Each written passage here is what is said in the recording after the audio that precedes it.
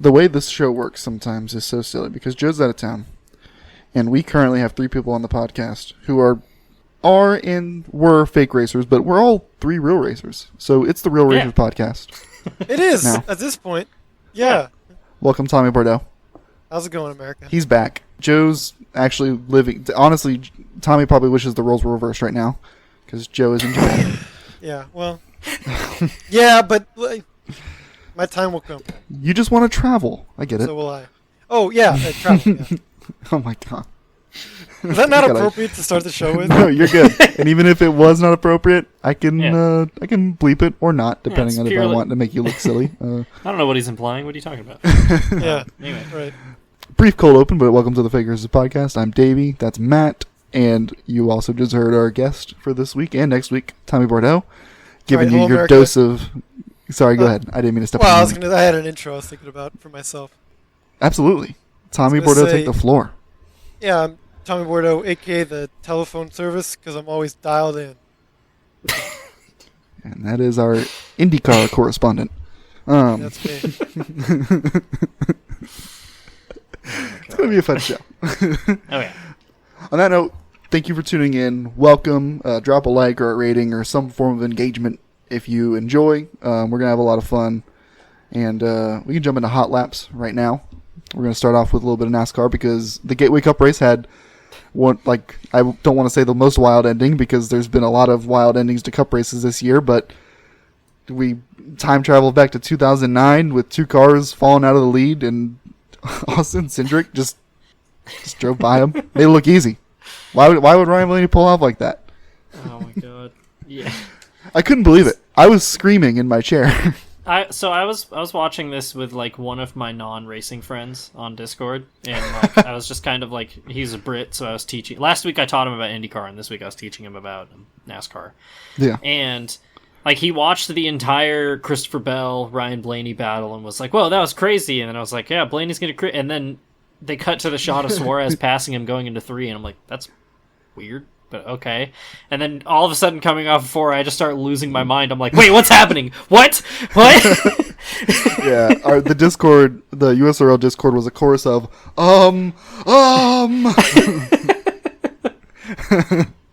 It was absolutely wild. The Blaney gas man probably doesn't have a job, which is unfortunate.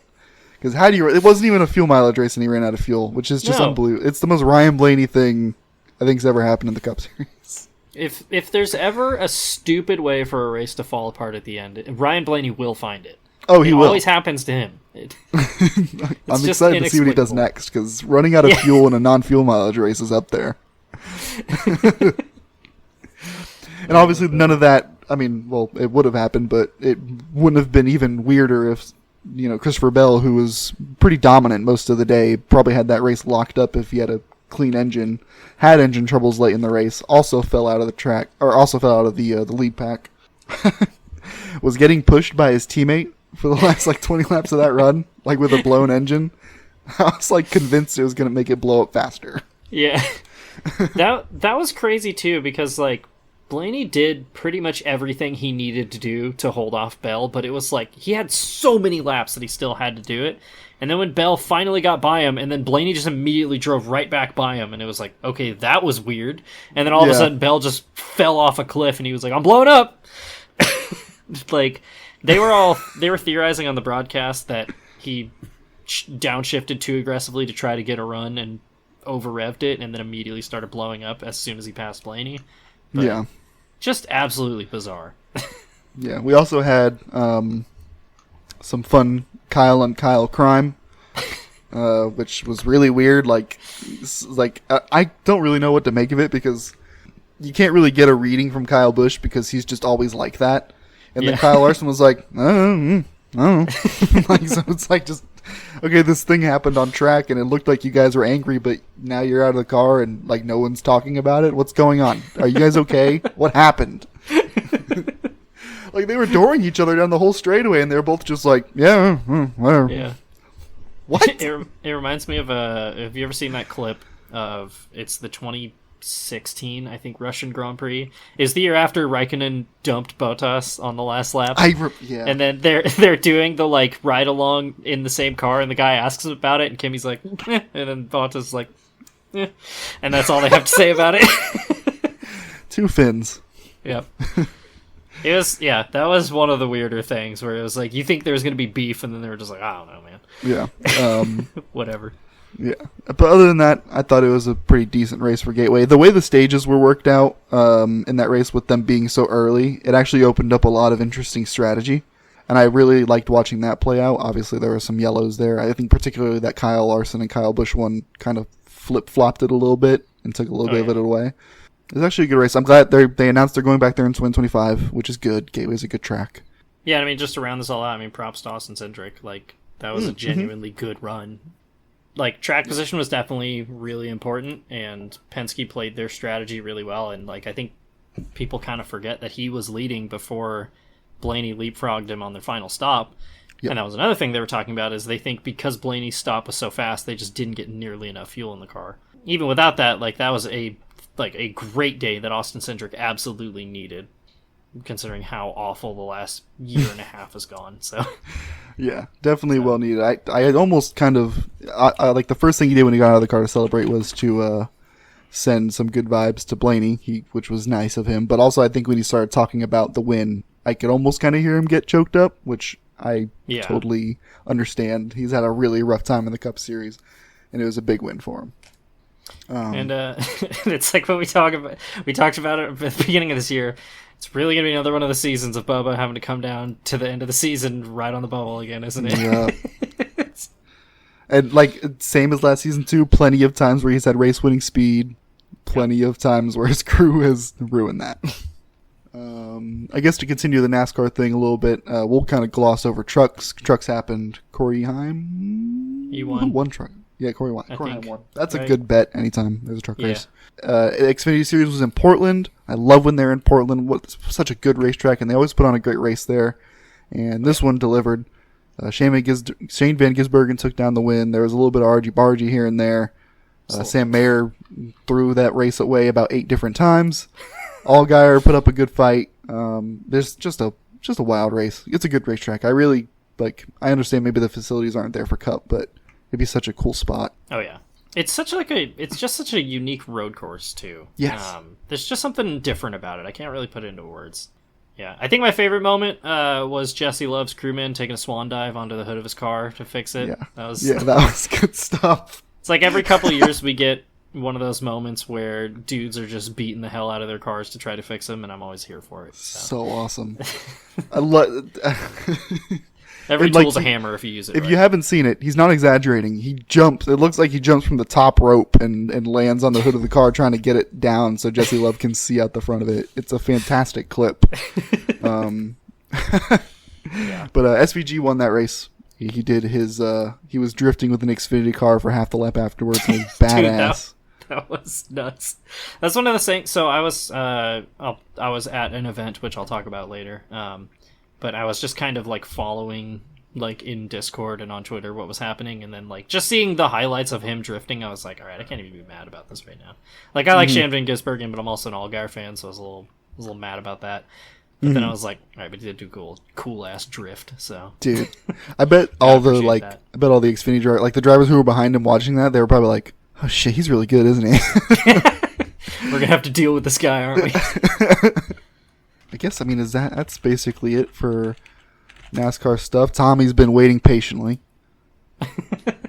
If you enjoyed the racing at Gateway, they're going to return there August 17th. Take a look at the IndyCar series there. It's going to be a banger for sure. Anytime IndyCar's on an oval, I can support that. Yeah. Hey, speaking of the truck race, Tommy, you were trying to watch an IndyCar race and a truck race broke out. How's that, buddy? All right, nice. Good segue. Well, here's the dice. We had a little bit of chaos in Detroit. Folks, we know we miss Belle Isle. I think everyone that's listening, everyone that's talking in this podcast could agree that we kind of miss Belle Isle. Not just kind of, we do. Yeah. We miss Belle Isle. We miss it. It's big time. A proper racing facility that was... If only we had somebody from Michigan to talk about this on the podcast. I know. God. if there was some way. Yeah. The thing is, and I think this is the sentiment that I would say, I don't truthfully dislike the Detroit Street Course. I just hate that we're giving up Belle Isle for it. Such a storied track, such a classic venue, always put on a good show, whether that be strategy with fuel or rain or what have you, was always a great race. And unfortunately, it maybe took just a step backwards with this whole Detroit Street Course debacle. But 8 cautions during the 100-lap race is you're right. That is Truck Series kind of levels of sounds like futility. a season 3 US Oil race. which I'll, to give IndyCar a little bit of credit, and it's not all their fault. That track is rough. IMSA had its fair share of yellows as well. I mean, most of them were Jack Aitken, but IMSA had their fair share of yellows as well. Right. I think Jack Aitken caused 3 of them. Surprising. No, I'm surprised it wasn't 4. But hey, you only have a limited amount of time in the car, I suppose, if you're sharing with teammates. So it's not like it's an IndyCar problem. I just think the track is not as good. There's very narrow portions where you try and maybe force a move, and then you also have a very bumpy surface because it's Detroit, and you can't have nice pavement in Detroit. And you have a turn 3 after a very, very long straightaway. That's probably, it goes all the way from 8 Mile to downtown. That front straightaway does. So you got a lot of space. Cars moving fast. Sharp turn. Gonna have chaos. It's just kind of the way it is. Yeah, because IndyCar was restarting like into the hairpin, right? Because IMSA was starting elsewhere. Correct. They were starting in a different spot. Yeah. Yeah. So that didn't help. That certainly didn't help, and it was the same deal last year. IndyCar would restart into the hairpin, the turn 11 there at Laguna Seca last year. That was a disaster. I don't know why you do that. Yep. IndyCar's never been accused of making good decisions. Right. So. This is very true. This is very true. On the flip side, it should come as no surprise that the man who was able to overcome everything chaos-wise was Scott Dixon, of course, notching career win number 58, 9 away from the all-time lead. AJ Foyt, of course, leading the way. I don't know. Are we surprised? Not really. No. The guy had an impossible fuel number to hit. Not only did he hit it, but he did it while running away from Marcus Armstrong, who, first career podium, great day. Definitely helped. I think if Marcus Ericsson gets around a lap or 2 sooner, we really have a race for the winner in hands. But either way, Dixon does it again and takes the lead in the championship as well. From a Alex Palou, that had a rough race, involved in a few incidents. Very rare for the 10 car to be doing that, considering with how consistent he has been these past 2 years. So, Scott Dixon, he's old at this point, man, but he's not slowing down. He really isn't. He's just getting better. Incredible to see, of course. Yeah, when you said Scott Dixon, he managed to hit his fuel numbers while also pulling away from second place. I was like, that's the most Scott Dixon thing I've ever heard in my life. When I was watching the race, I really legitimately thought there was absolutely no way. I thought, it's a joke. Sure, that happens, but... That was your first mistake. Yeah, no. Every time literally the opposite of what Blaney did. Yeah. Every time I doubt him, and not even on purpose, but it just seems too incomprehensible that he would be able to save that much fuel and still win, and he does it every time. So, I don't know. I guess nothing surprises me anymore when it comes to that 9 PNC Bank Honda. But I'll tell you what was surprising. The fantastic return of... Well, let's back up about a week. Let's back about a week. We're hearing Tristan Vautier returning to the IndyCar series with Dale Coyne Racing. Now that was a surprise. Let it be known that the show sheet where Tommy wrote about that, he didn't just say his return. He said his epic return. Well, it was an epic return. The story told might be in the likes of Homer's Odyssey and other great classic literatures. We talk about a guy who hasn't been sat in an Indy car since 2017, full-time since 2015. Well, truthfully, 2013 is only full-time season. The guy's been racing. Okay, let me give you this one. Let me spin you on this one for a little bit. It is the same car, essentially, since when he started, but either way, the guy who's been out of that car for a long time, and he's been doing sports car stuff and whatnot. I mean, he's been doing prototypes, and he finished, second at the Bathurst, 12 hours of reading up Wikipedia. He's still recording, but we probably he's been around. We lost him won some on good our races end. in the past. But he's definitely still recording. The Obviously, hardware is the still IndyCar going. I think his internet just went. He was on a Schmidt-Peterson team that wasn't what it is today. He was on a Dale Coyne team for a few years. It's Dale Coyne, but he's coming back. It's okay. It's a good thing to have all 3 audio tracks this week. Yeah.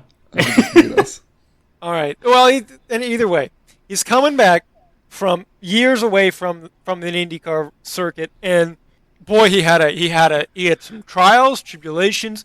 He came out on top. Not on top, 18th. But what happened was, the guy starts the race at the back of the field. He survives lap 1, which, for God's sakes, at that track, that's a pretty heroic feat in and of itself. You got a loose wheel come flying off, lap down, all right, early on in the going. Almost gets speared by a wild Colton Herta who just came flying in on him. That was nuts. Unbelievable. He just blooped it in the barrier. Bounced off the wall. Gets his lap back. And folks, let me spin you on something here. IndyCar Series ain't got no lucky dog, okay? Ain't no Aaron sponsorship with that one. You got to earn it like a man or woman. Whatever you are, it doesn't matter in IndyCar, right? So gets his lap back through the power of God and Dale Coyne Racing strategy. Finds himself in 3rd place towards the end of the race. Now, obviously, you can see where this one's going. Falls like a rock back to 18th. Admittedly, had to make a pit stop with about 4 to go. That's what prevented him from, say, a top 15 finish. But either way, for God's sakes, fantastic return, an epic return. Tristan Vautier, my big shout-out to you this week. Absolutely. You are the man.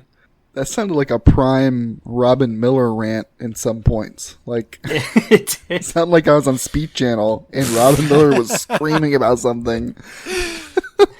I can't wait to listen to the show in a couple days to hear everything that Tommy said. Yeah, on our end you went away, but luckily you're recording, so we got it all. Yeah, good. That's the important part. Good. I just felt like it was important to bring that up because I think that's going to be a story that's a little bit overlooked, and it shouldn't be because it's stories like that make racing as special as it is. Those little one-offs, those little remember this guys and everything like that. Everyone I think loves things like that happening, and I can say absolutely. I'm very happy that at the very minimum, if you're expecting a win, you're looking in the wrong drawer. The fact that he was able to make it to the finish, top 20, lead lap finish. One lap down. And not stuff it in the fence. Awesome return. Absolutely. Yeah. It was weird just how out of left field him getting signed was. Too. Absolutely. But absolutely. Worked out. Yeah, I couldn't believe that when I saw the news. I just saw Tommy was really excited about it. I did check that. I double checked the date. I had to make sure it wasn't April 1st because That's the kind of prank that kids are pulling these days. Next thing you know, EJ Viso's going to get signed up for Road America. Like, well, that's not going to happen. But hey, Yeah, the kind of April Fool's pranks the kids are playing these days.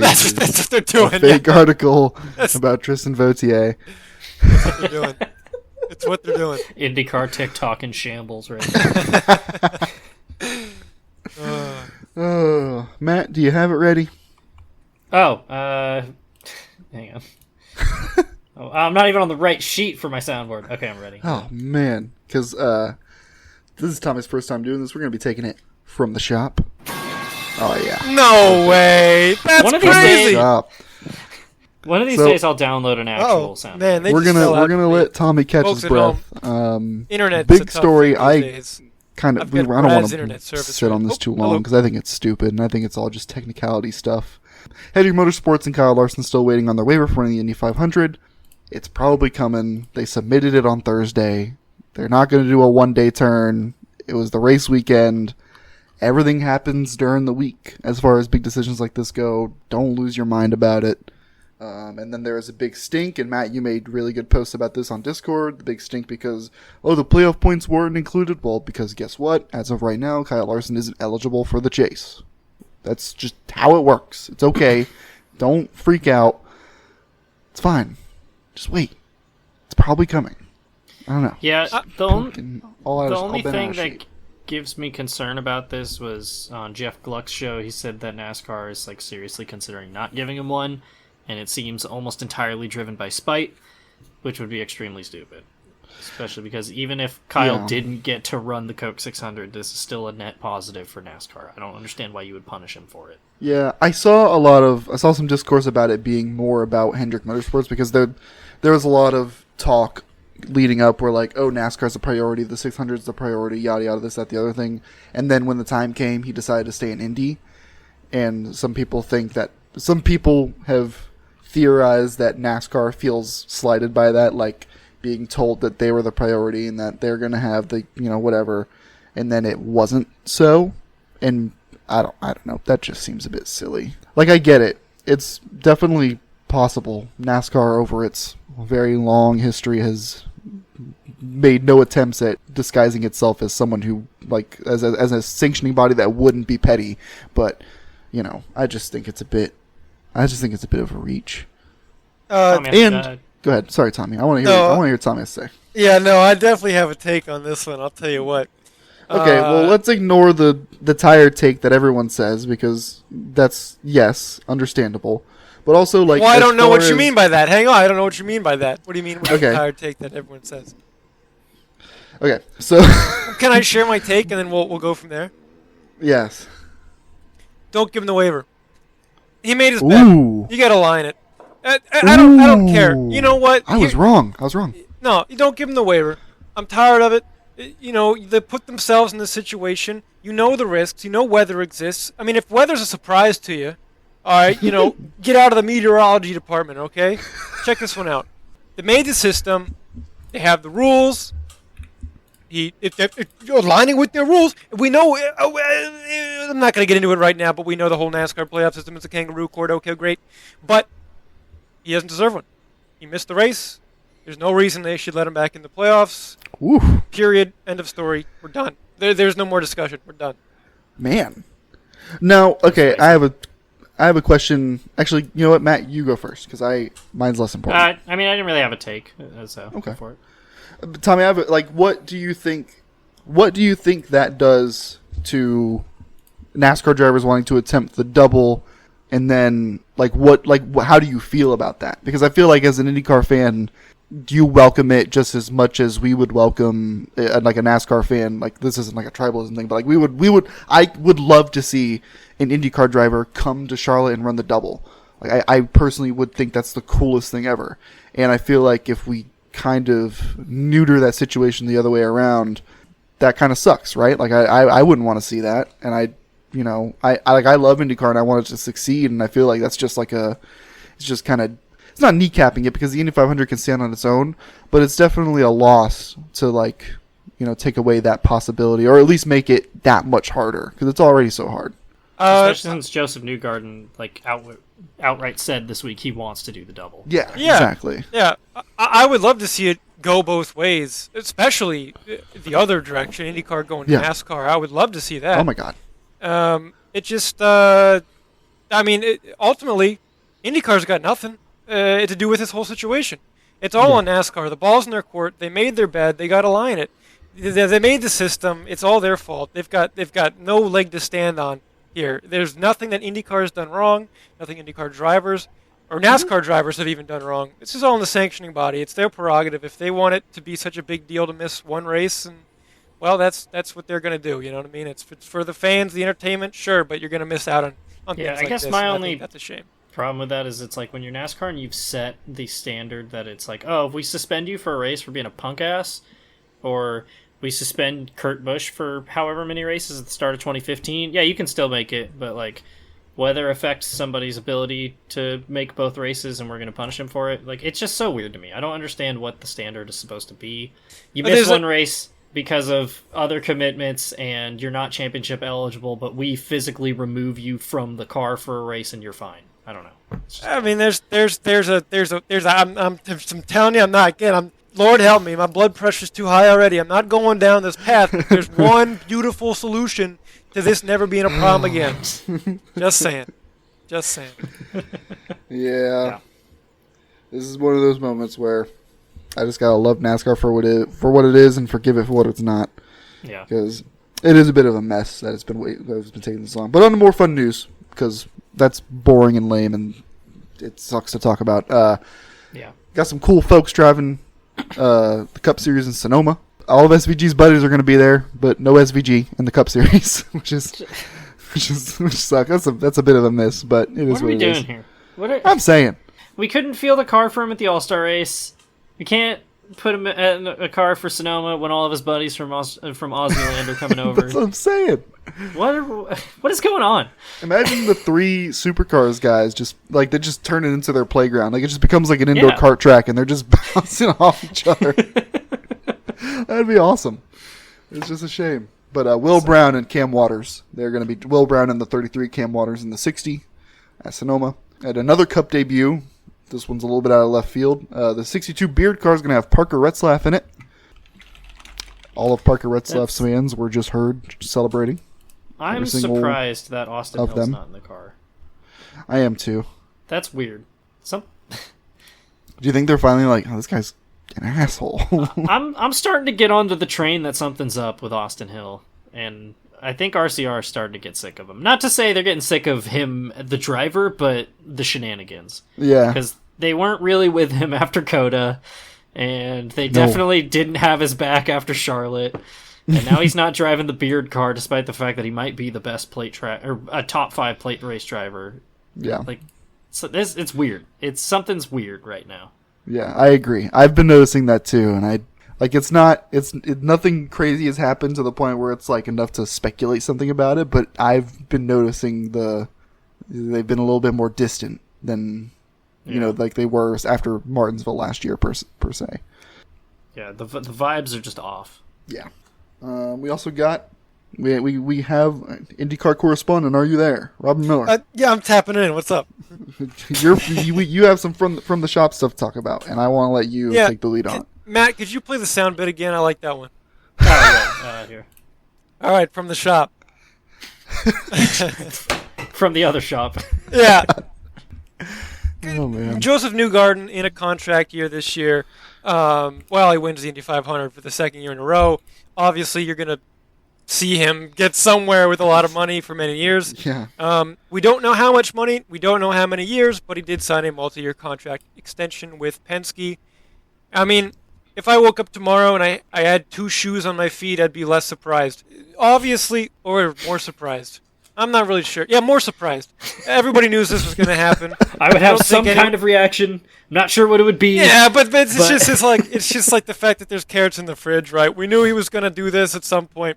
Not surprised. I mean, it's like I'm going to have analogies here, but obviously it's a pretty easy move for both sides, and the success is going to continue. I don't think until I'm not really sure, to be honest with you. I mean, we've seen Scott Dixon do wonderful things deep into his 40s. Hard to imagine that Newgarden's going to be any different. I mean, he's a little bit different of a driver. Sure, he's not Scott Dixon yet, but there's time to develop, which is crazy to say, because Newgarden's a very developed kind of guy, but the fact that there could be even more to come in the future, that's scary for the competition for sure. Kind of on the complete opposite end of the contract spectrum, Tom Blomqvist, who's had a very rough going in IndyCar, of course, most recently highlighted by his lap 0 wreck at the Indianapolis 500. I call it lap 1, but yeah. So the news came out then earlier this week, that he would no longer be driving that car. Helio Castroneves taking over the duties in the 66 for Detroit and Road America. TBD on who that driver will be for Meyer-Shank going forward. Possibly Blomqvist is out for the rest of the season. Be hard to imagine how quickly things could just fall apart like that. You think, you want to give the guy a little bit more time. Obviously, that transition from prototypes to IndyCar is not exactly an easy leap, but certainly something that, Helio's done. Man, it's sad to see. It's sad to see because I wanted him to do well. Obviously, he's a champion, a winner in IMSA, and I wanted to see him compete at a high level.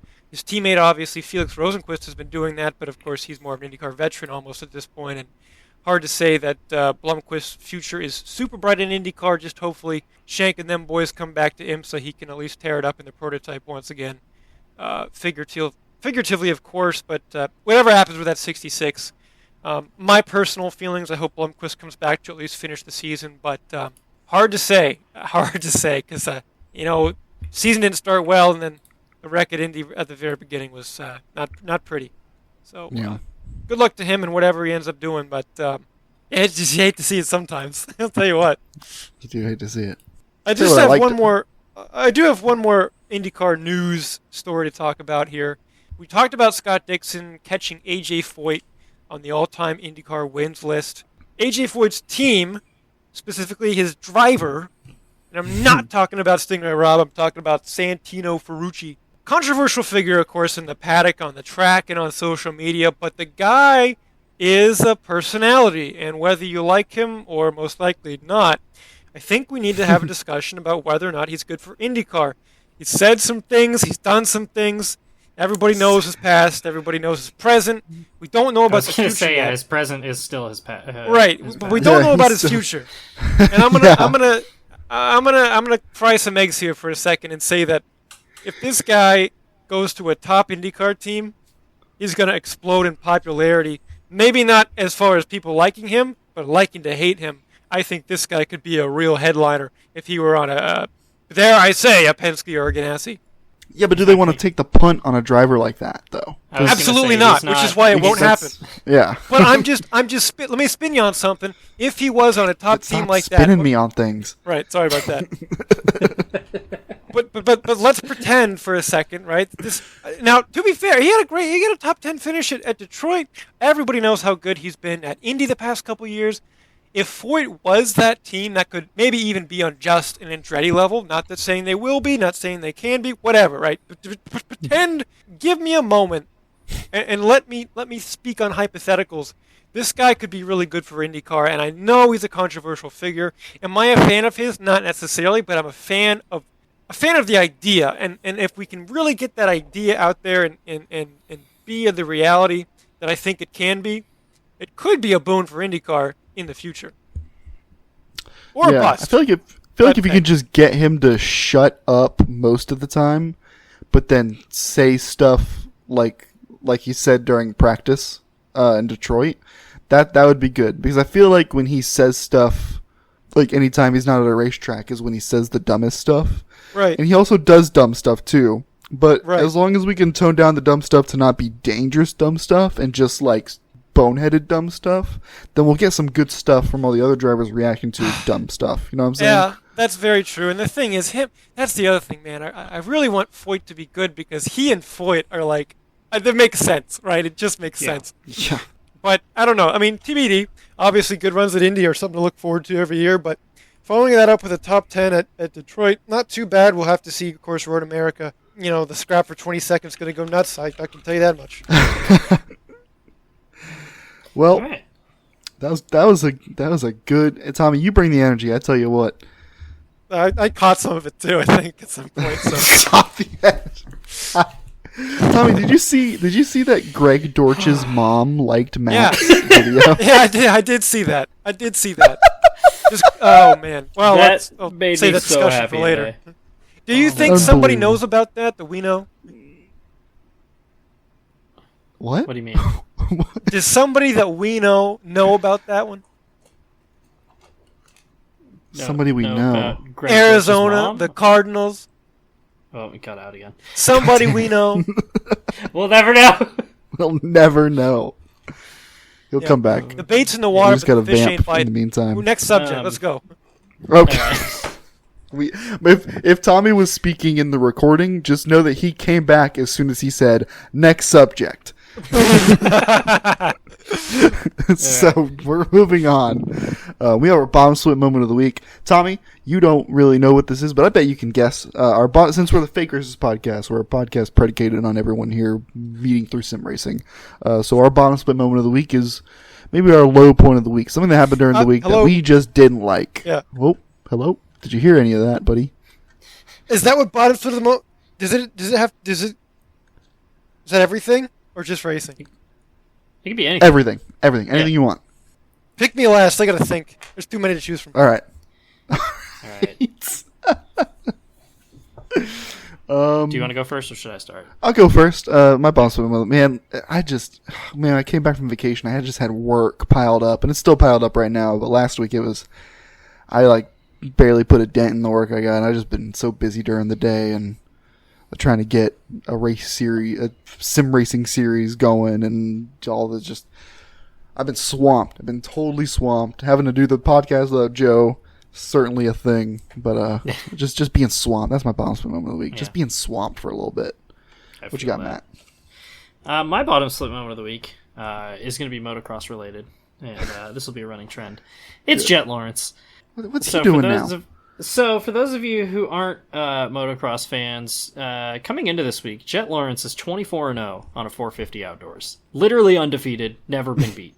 And just like Ricky Carmichael in 05, carrying a long winning streak into Hangtown can sometimes be a curse. And this weekend, they did a lot of work on the track to kind of reprofile it. And one of the sections was this downhill section with a bunch of rollers that they didn't build intending them to be jumps, but everybody was doubling them. And one towards the end of it, Jet was tripling, and everybody was like, that's insane. I can't believe anybody is trying that. Like, no other rider was trying it. That's awesome. And the track crew went and talked to the KTM guys after qualifying and was like, what do you guys think of this? And they're like, that's not good. We should probably shave those down because you're absolutely launching these doubles into a downhill right-hander. And if you screw it up, you're going to go flying off the track. Like, literally, like, into the atmosphere. And so they went and talked to the Honda guys, which the Lawrence brothers race for, and told them their plans. And they were like, not a huge fan of that, but we hear you. Like, all of the riders were there. Then they did the entire 250 first moto, and then the 450s did their sight lap, so everybody could go see the fact that they had shaved them down. And despite that, Jet hole-shotted, as he does, out front, decided to try the triple on the first lap, and came up so short and crashed so hard on the first lap that he ended his 24-race win streak right then and there. Oh my God. Despite the fact that he was clearly hurt and his bike was clearly messed up, he still tried to push and run the entire first moto to get points, and he only made it up to 24th, which meant he scored 0 points, which then gassed him for the second moto, which means he only finished 6th, and Jet fell from 1st to 6th in points. So, and it's been a running trend where it's weird to criticize a guy who's been nearly perfect, but it's like every time he loses, it's because he takes some completely unnecessary risk. And he did it again, and he's genuinely lucky he's not seriously hurt right now, because I'll show you guys the crash afterwards. He uppercut himself so hard on his gas tank. It was unreal. It's stuff like that makes you talk. Like, I love when you talk about moto, because I love hearing stuff like that where, like, in car racing, sometimes you can't always see where the limit's being pushed. It's really hard to tell unless you know what you're looking at. We lost Tommy, but he'll come back. It's really hard to tell unless you know what you're looking at, like where the limit's being pushed. But, like, being able to so visually see, like, okay, Jet Lawrence is tripling those last whatever, and like no one else is doing that. Oh wow, okay, yeah, that's insane. Like, you can visually see it very easily. I really dig that. I think that's a really cool, like, perk of watching it. It's just just that little bit of unique. Hi, Tommy. Yeah, and it's one of the cool things too when you go see a race live is you can see the little tricks they're doing midair. You can see them tapping the brakes and adjusting the way the bike's pointed midair and things like that. Awesome. There's so many small things that you pick up when you go watch races in person. So that's really cool. But yeah, I don't think this is going to be the end of Jet's dominance, but it was definitely a chip in the armor. So, and that's my bottom slip moment of the week. Tommy, have you figured something out yet? Wow, yeah, I did. Let me tell you what my bottom slip moment of the week was. Oh boy! And this could be. I've got two actually. Number one would be my internet. Matthew, here's what I heard. The last thing I heard was KTM, and then I came back and it was my turn. So. Well, you can listen to the show. You'll figure it out. Yeah. So then there's that. Never mind. I shouldn't talk about the other one.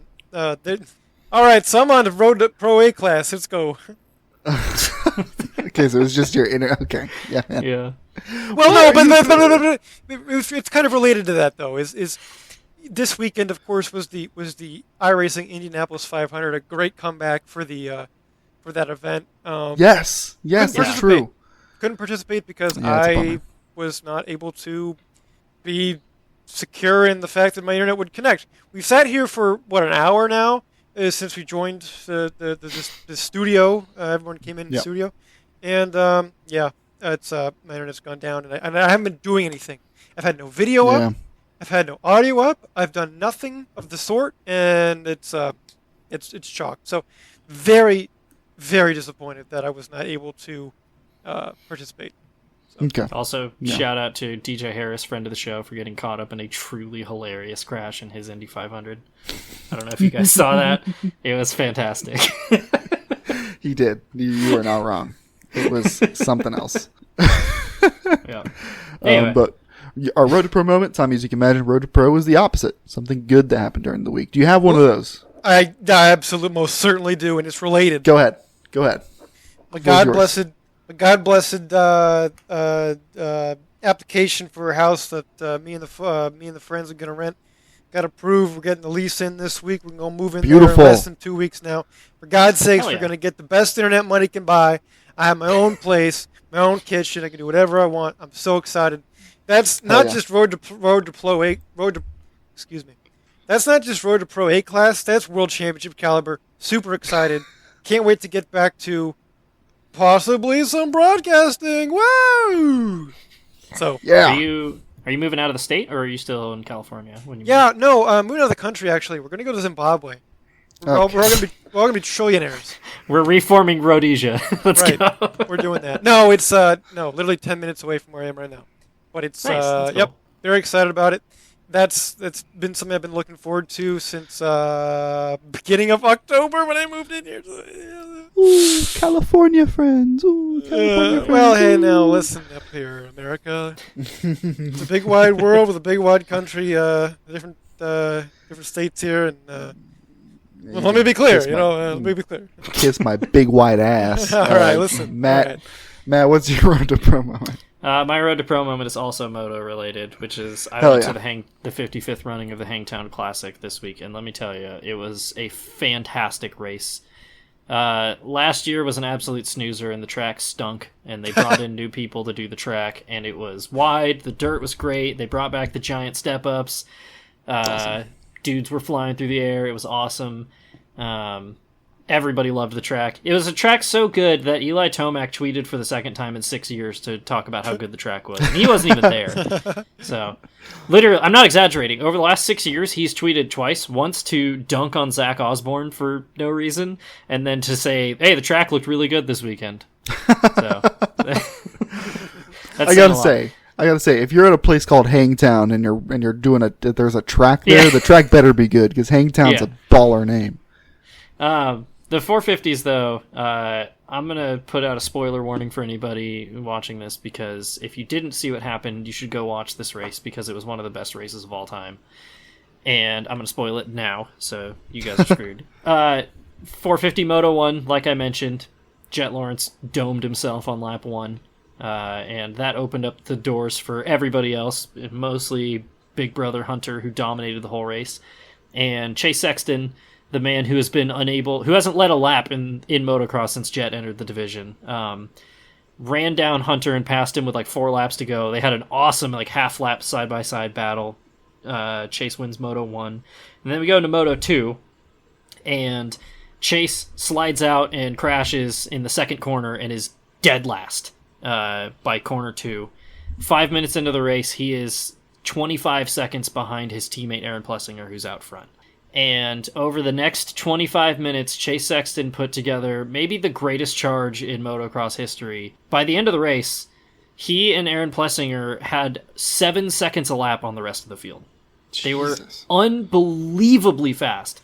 And it was one of those races where Plessinger ran the race of his life, but it just didn't matter because Chase Sexton ran maybe the best moto of all time, and outran Plessinger by 5 seconds on the final lap, and caught him with literally 2 corners to go to complete the pass, and went dead last to first in an all-timer. So if you haven't seen that, go watch it. It was fantastic.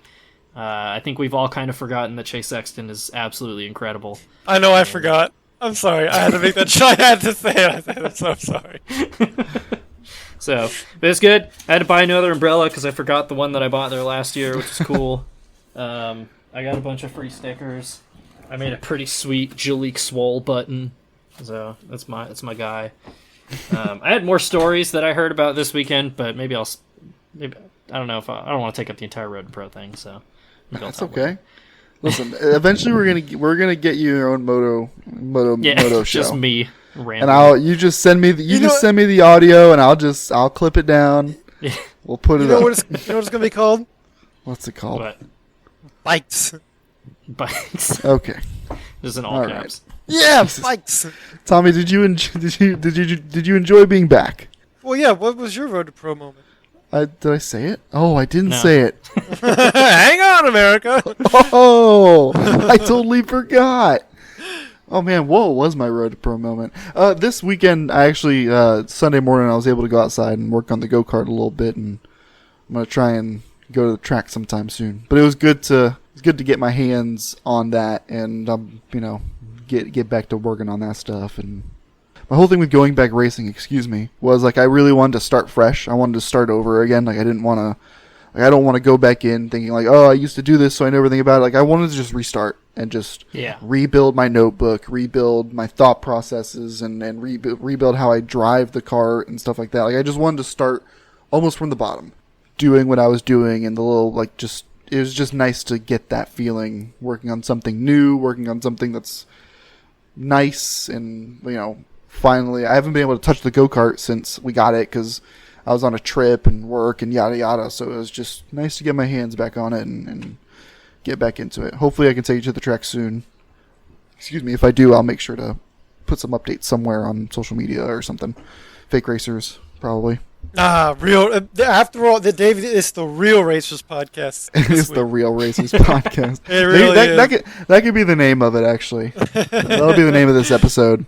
I like it. I think. But Tommy, it's really good to have you back. I had a lot of fun. Good to be back. God bless America that IndyCar is on back-to-back weeks, actually. Perfect timing.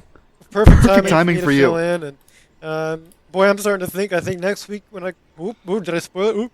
Next week when I come back again, I might have to rent the hotel room for the night because God bless America, I can't do it like this. Maybe like a hotspot or something. Yeah, well, I've been there, tried that. Listen, we can make do. We're gonna make do as long as you record on your end. We can make do. But really appreciate Tommy. I appreciate you being here. I'm gonna appreciate you being there next week too. But I appreciate the invite, of course. Of course, we freaking love to have. This you. is big shoes to fill. I'm just happy to be little toes inside of them. This is the Fake Racers podcast. We appreciate you watching or listening. You're probably not watching this week. If you are, then you're just looking at a picture. But make sure to comment or like the video if you're watching on YouTube. Drop a rating. Follow us when you're on Spotify. Find us on Twitter at Fake Racers. Make sure to follow Track and Turf as well for our other projects, aka where Matt's videos about Greg Dortch get liked by Greg Dortch's mom. That's at track_and_turf.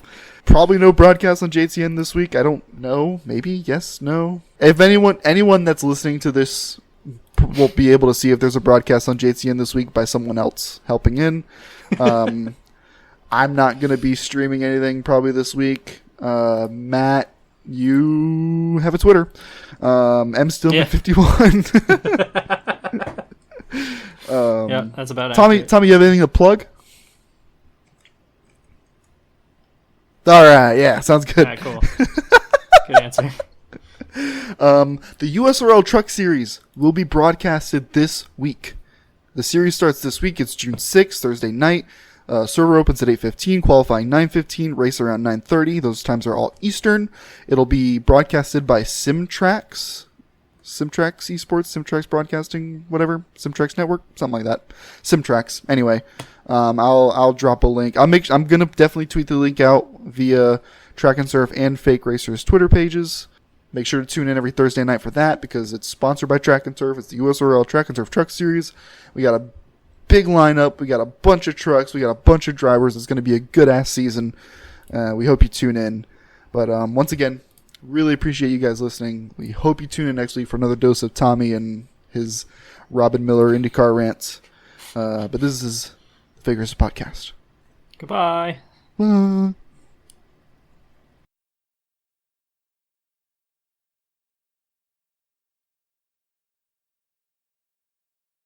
God bless. Hello? Is it over or are we still going? Oh, Jesus Christ.